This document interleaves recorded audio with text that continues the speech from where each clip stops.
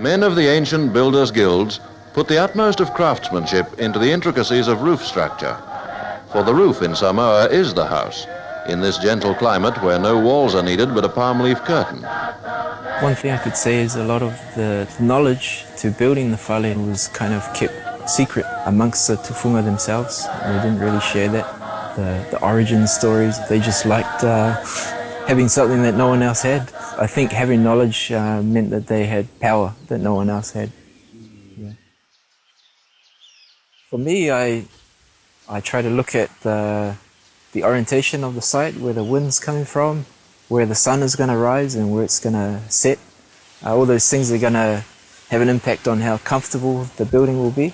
The brief from the client was for a fale Samoa, but I don't think they expected it to be as traditional. The way a Samoan fale comes together, it's all about supporting the ridge, the au-au, or also known as the taulunga. The whole structure is about propping that up and holding it there in the air. If you ask anyone, they'll have their own stories behind it. Some people would refer back to the Siamese twins. The Samoan fale you can see in a number of different other cultural practices, such as the tatau, which you see it around on the round sides, as well as the va'a. The Samoan fale was also evident within the va'atili, or the main va'a. So a lot of the Samoan fale was at the intersection of a lot of these physical cultural practices. It's only until you look closely that you understand how much work people used to put into it. There's a legend or a story about how the form of the Samoan fale came to be. It goes back to the time of Tangaloa. He invited all the tufunga from around the island to have a whono, or a meeting in Manua. For days the meeting went on, they couldn't decide what was going to be the one design for the Samoan fale. So Tangaloa, he interjected in the end, and he said, make it like the sky, dome shaped like the sky. They came up with the first prototype, which is called the faleula. I guess from the Samoan architecture point of view, it's unique in that for constructing a curve, there's no under support holding these members up. It's kind of tensioned in place. They use the ngafa, what's called a ngafa.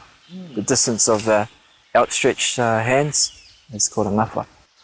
So they can measure the size of a house across and the length as well. Well, modern units are very exact, whereas a ngafa is going to vary between how tall a person is. So I guess exactness is not very important in Samoan architecture.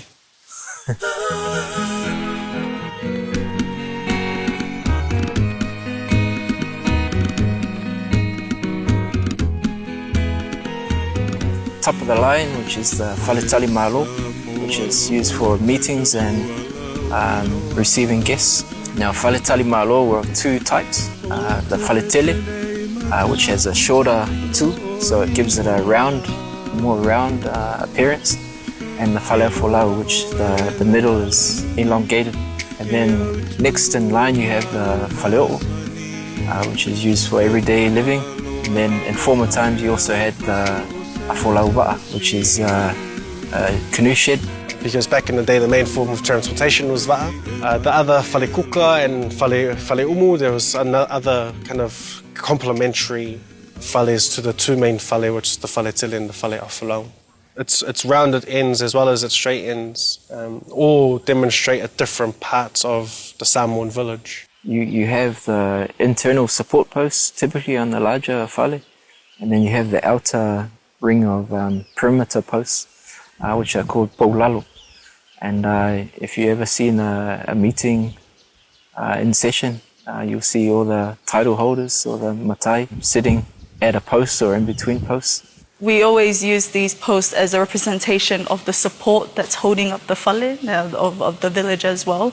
In no context within the Samoan context would you see that out of place. And then in the physical construction of it uses different elements within the context. So from that village, they'll be sourcing a lot of the trees, sourcing the afa, and all of that is in close proximity to where it's being built. And so when we look at this idea of sustainable architecture or regenerative architecture, that was evident within the Samoan fale. Back then, we didn't have concrete, we didn't have nails, so we always used what we did have around us. One feature is that you take natural raw materials and transform them into something very dressed and presentable. In the past, the entire fale Samoa was constructed from the uru. If you know the breadfruit well, it's very twisted and it's hard to find a straight piece in there. The legend goes that they cut the breadfruit down and then they said ngali nifo. They chewed it with their teeth to dress it into a finished product. So we're here in the tala of the fale. The curved elements here, which are all lashed together with afa. You're starting in the slower piece here, it's called the faulalo. And then you have the fauangailalo and the fautu and the fauangailunga above that. It's kind of based on the rising and the descending of stars. So you have the lower series, which are called fauangailalo, and the upper series called fauangailunga, kind of the rising and the falling. This lashing here is called the fale, which if you translate it, it's called a hunter's noose. So it's kind of similar to what was used in trapping wild animals. You have the sumu, which holds together elements that are perpendicular to each other, named after the star constellation, the fatu. These lashings here are called fatu. So yeah, it's the three main types of faunga afa.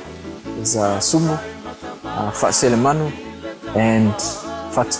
Typically today when people build fale Samoa, it's just following more Western techniques, rafter and purlin.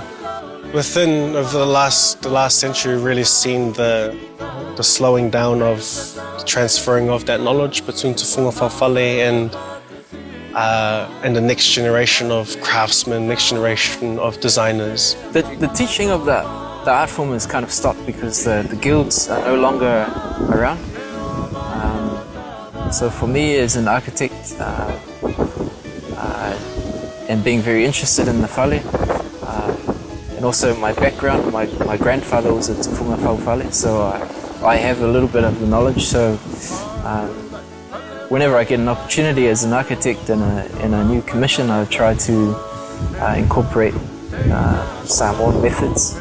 I'd like to say that there is a new revival, especially within the kind of a diasporic or New Zealand context, revival around traditional crafts of the Te Whunga Fale.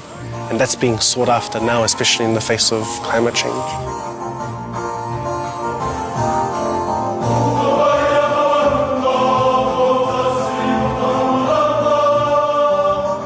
We are currently here on a field trip. Today we will be presenting to the Women's Committee and the Village of Botasi our designs for the Women's Committee Center.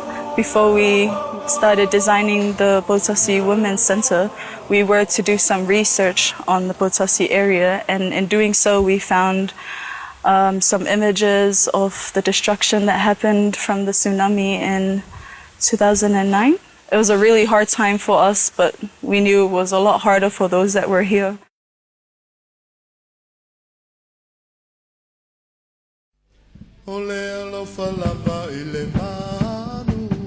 The small Samoan village of Putasi has been completely destroyed.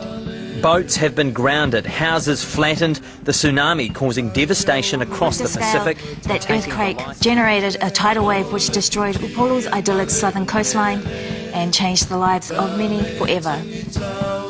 From the moment the earth shook that fateful morning last Wednesday our time, Samoa has never been the same.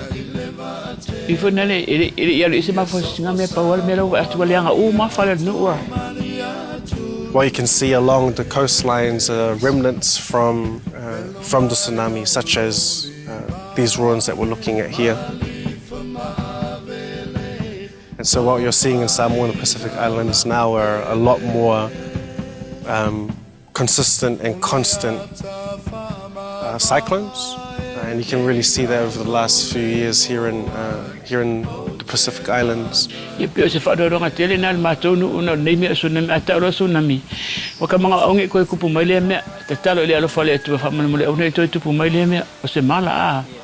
Ia e whaftai e mo ia e tō te rea e na manua. Ia e tō te rea tangata na soifo manuia mai ai. The women here in Potasi and Sale Lua are really good fine weavers, but they didn't really have a space for them to do that other than their own houses. But they were saying, you know, with your own house comes many commitments. O whaile mako whale I kua ma whale whongolo komiti o leo se whale komiti a. Ie wia na le I titi leo fi wata si le mako whale ngā whale whamare sungami. Le leo whanga nei e whono e whai whono le mato komiti. Ai mau te mana o sa mātou a whale mau te whono e vai asa uma a. Whai mātou whale langa I ma whai si au lai whole a. To this day, we're still trying to find different ways to interpret some of these cultural practices. And this one, particularly this project, becomes an opportunity to revive the crafts of the tufunga fale, but in a contemporary sense.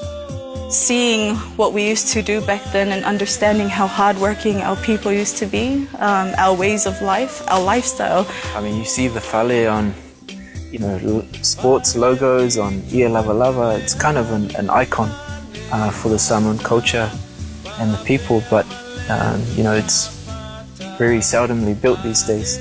So I always find that interesting that we hold it in such high regard, but we don't practice it as much. People say that our stories of our culture and customs are told through our songs and our dancing, our tattoos. They tend to forget that our stories also come from our buildings.